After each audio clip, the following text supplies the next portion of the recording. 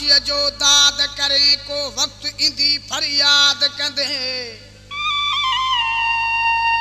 नहीं चार दिहाड़ा चाह जावे मुझो सब्र करार लुटे दस खोले कमर खे बेकदरा अञा मोहब घणो बर्बाद कंदे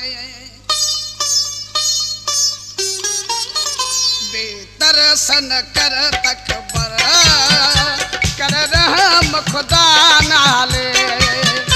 बेतरसन कर तकबर कर रहम खुदा नाले ओए दो की सुन कर तू कहर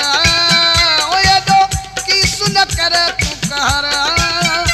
कर रहम खुदा नाले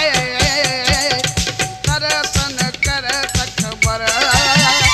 कर रहम खुदा नाले तरसन कर तकबर कर रहम खुदा नाले